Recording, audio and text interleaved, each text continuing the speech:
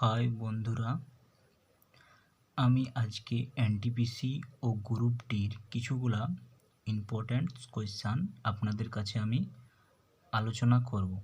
এখনও অনেক ছাত্রছাত্রী আছেন যারা ঠিকমতো কোচিংয়ের জন্য বা ঠিকমতো ব্যবস্থা না থাকার জন্য তারা কোচিংয়ের যেতে পারেন না। ঠিক আছে, তাদের জন্য আমি বিশেষ করে গ্রাম অঞ্চলের মানুষদের জন্য আমি কিছুগুলো ইম্পর্ট্যান্ট কোয়েশ্চান আলোচনা করব। ঠিক আছে, খুব ইজি ট্রিক্সের মাধ্যমে আমি আলোচনা করব, শর্ট ট্রিক্স অ্যাপ্লাই করব। ঠিক আছে, খুব ভালোভাবে দেখো, সঠিকভাবে বুঝতে পারবে। ঠিক আছে, দেখো প্রথম কোয়েশ্চানটা, একটি বাক্সে 1 টাকা 50 পয়সা ও 25 পয়সা মিলিয়ে মোট 180 টাকা আছে। তাদের সংখ্যার অনুপাত 2:3:4 হলে 50 পয়সার সংখ্যা কয়টি? ঠিক আছে, ভালোভাবে অঙ্কটা পড়ে নাও, বোঝার চেষ্টা করো। ঠিক আছে, অনেকের কাছে হয়তো এগুলো সহজ হতে পারে, কিন্তু আমি এইগুলো করছি যারা ঠিকমতোভাবে কোচিং করতে পারে না তাদের জন্য। ঠিক আছে, ভালোভাবে কোয়েশ্চানগুলো দেখো। ঠিক আছে, এদের অনুপাতটা কত আছে না, 2:3:4। এদের দেখো অনুপাতটা কি বলেছে, 2:3:4।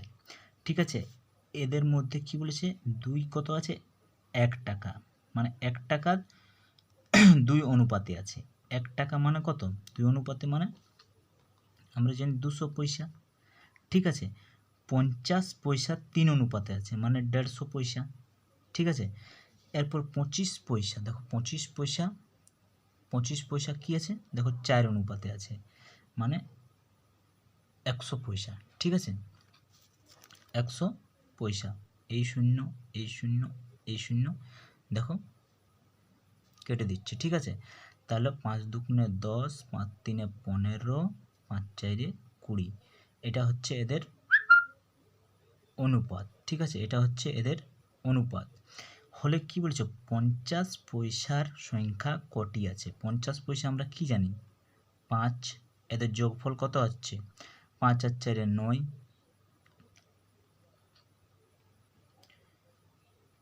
না 5 দুগুণে 10, 5 তিনে 15, এটা সরি, এটা 3 হবে। ঠিক আছে, 5 তিনে 15, তাহলে এদের যোগফল কত হবে, 4 আর 3 7 আর 2 9। ঠিক আছে, এদের ইয়াটা কি বলেছে, 50 পয়সা কটা আছে, 3টা।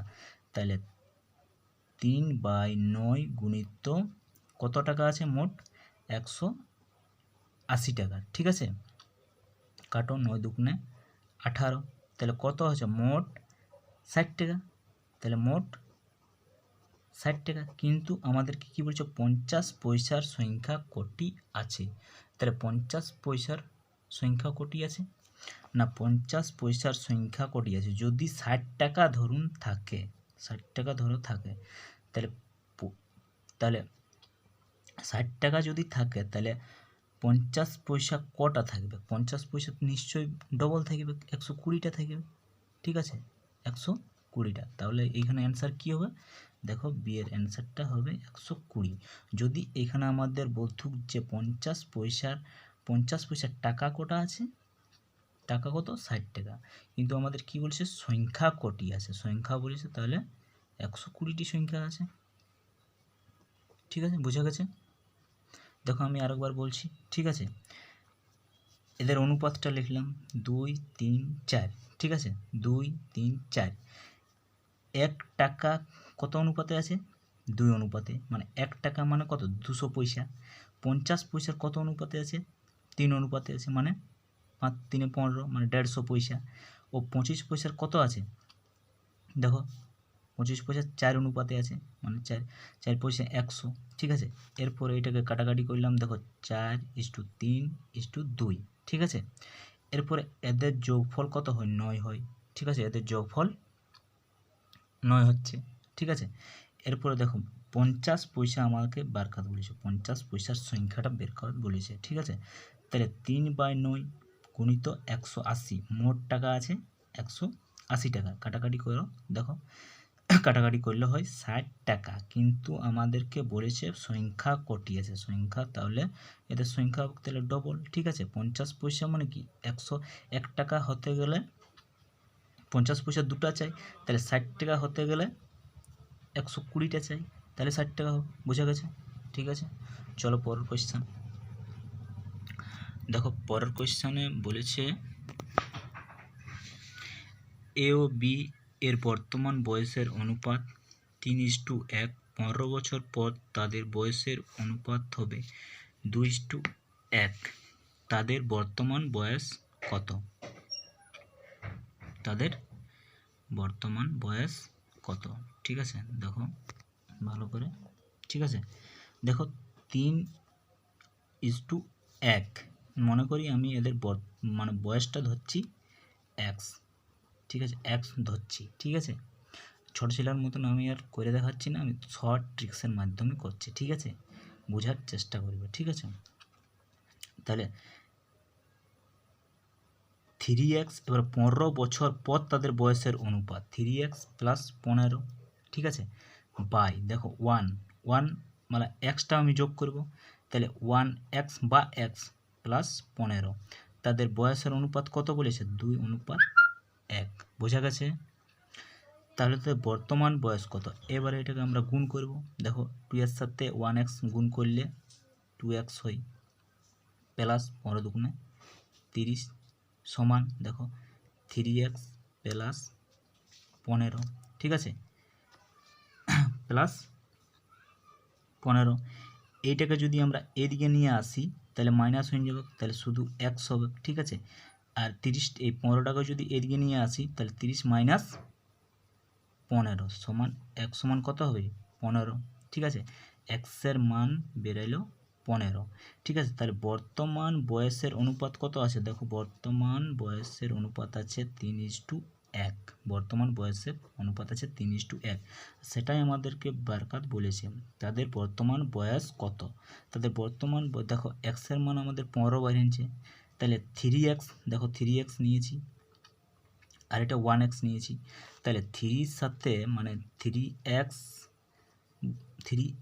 ইজ টু 1 বা 1x। ঠিক আছে, 3x এর সাথে 15 গুণ হবে, 3 গুণিত 15 সমান কত হয়? 45। ঠিক আছে, আর x এর সাথে 15 গুণ হবে মানে 1 গুণিত 15 সমান কত হয়? শুধু 15ই। তাহলে এইটা হচ্ছে তাদের বর্তমান বয়স। তাদের বর্তমান বয়স কত হচ্ছে? 15 আর এই 45 আর 15। ঠিক আছে, বোঝা গেছে? ঠিক আছে, দেখো এরপরে পরের অঙ্কটা। পরের অঙ্কটা কি বলছে? কোনো দোকানদার 15 টাকা পার কেজি ও 20 টাকা পার কেজি ধরে দুই প্রকার চালকে কোন অনুপাতে মেশালে মিশ্রিত মূল্যের দাম 16.50 টাকা হবে? দেখো খুবই সহজ। ঠিক আছে, দেখো এই অঙ্কটা আমি এলিগেশন পদ্ধতিতে করব। এলিগেশন, ঠিক আছে, কি বলেছে দেখো কোনো দোকানদার, তাহলে 15 টাকা পার কেজি এলিগেশন পদ্ধতিতে মানে যদি আমরা এমনি অঙ্ক পাই তো কিছুগুলো এলিগেশন পদ্ধতিতে করব। এলিগেশন পদ্ধতিতে করার নিয়মটা আমি পরের ভিডিওতে ভালো করে বোঝাবো। ঠিক আছে, দেখো 15 আর 20 আছে, তার মাঝের সংখ্যা যদি থাকে, মাঝের সংখ্যা 15 আর 20 মাঝের সংখ্যা যদি কোনো সংখ্যা থাকে, এটা দেখো আছে, এটা আছে 16 মানে 15 আর 20 মাঝে আছে, সেই জন্য আমরা এটাকে এলিগেশন পদ্ধতি করব। যদি এটা 20 বা 15 আর 20 অন্য সংখ্যা থাকতুক, এটার মধ্যে থাকতুক নয়, তাহলে আমরা এলিগেশন পদ্ধতিতে করতাম না। এটা কারণ আছে 15 আর 20 মধ্যে আছে 16.50টা, সেই জন্য এলিগেশন পদ্ধতিতে করছি। তাহলে দেখো 15 আর 20 16.50। ঠিক আছে, এটাকে বিয়োগ করো। দেখো এটার সাথে এটা বিয়োগ করলে হয় 3.50, এটাকে বিয়োগ করলে হয় দেখো 1.50। এই শূন্য কাটিয়ে দাও। ঠিক আছে, তাহলে এবার কাটো 5 দিয়ে, 5 3 15, 5 7 35। ঠিক আছে, বোঝা গেছে? 7:3। তাহলে ওই দুই প্রকার চালকে কোন অনুপাতে মেশালে মিশ্রিত মূল্যের দাম এত টাকা হবে? তাহলে 7:3 অনুপাতে মেশাতে হবে। ঠিক আছে, বোঝা গেছে?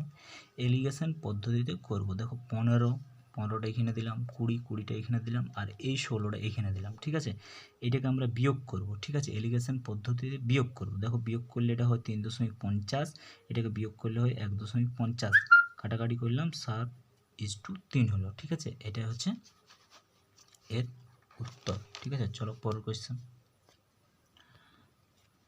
দেখো পরের কোয়েশ্চেন বলেছে 18টি বস্তুর ক্রয়মূল্য 15টি বস্তুর বিক্রয় মূল্যের সমান, তাহলে লাভের শতকরা হার কত? দেখো এই 15টি বস্তুর ক্রয়মূল্য, এই 18টি বস্তুর ক্রয়মূল্য 15টি বস্তুর বিক্রয় মূল্যের সমান। 18টি বস্তুর ক্রয়মূল্য তাহলে কটা আছে? 15টা। আমরা কি জানি? একটা সূত্র, আমরা কি জানি? একটি সূত্র কি জানি? মোট লাভ বা ক্ষতি যেই হোক না কেন, মোট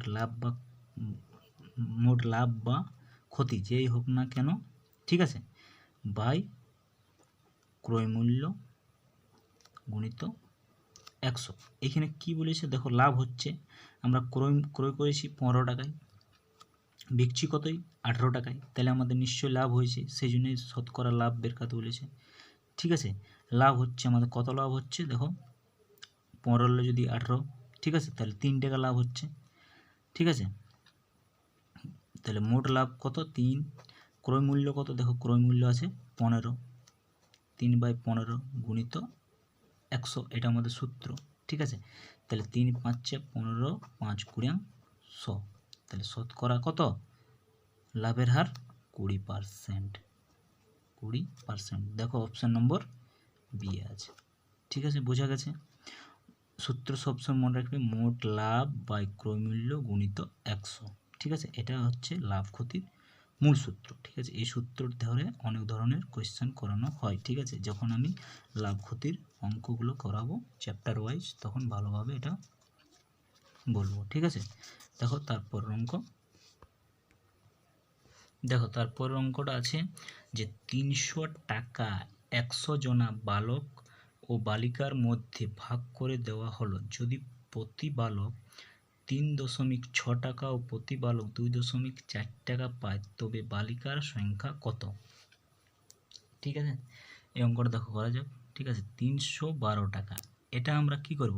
এই যে 3.6 টাকা আছে বা প্রতি বালক 2.4 টাকা আছে, সেটা আমরা কি করব?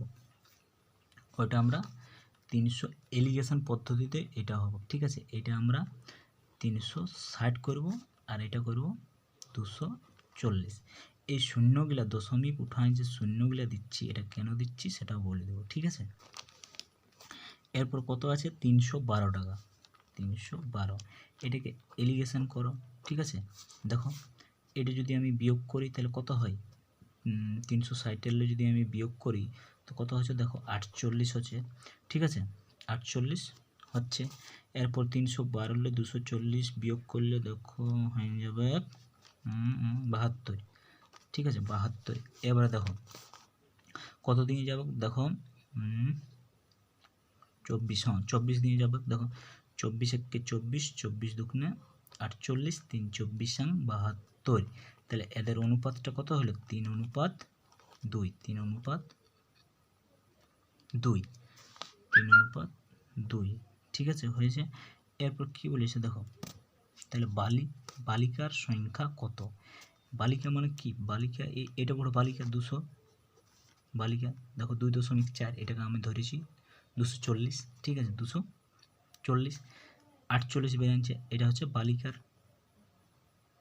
টাকার অনুপাতটা 2।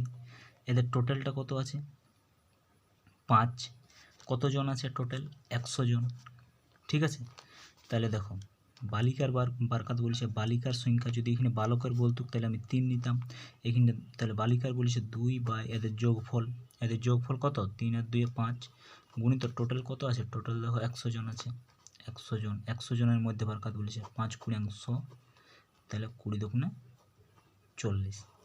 বোঝা গেছে? এটা বালিকার সংখ্যা। যদি এইখানটা বালকের সংখ্যা বলতো যে বালকের সংখ্যা কত, তাহলে কী হতো 3/5 গুণিত 100, 5 কুড়িয়াং 100, 60 জন। বুঝতে পারছ?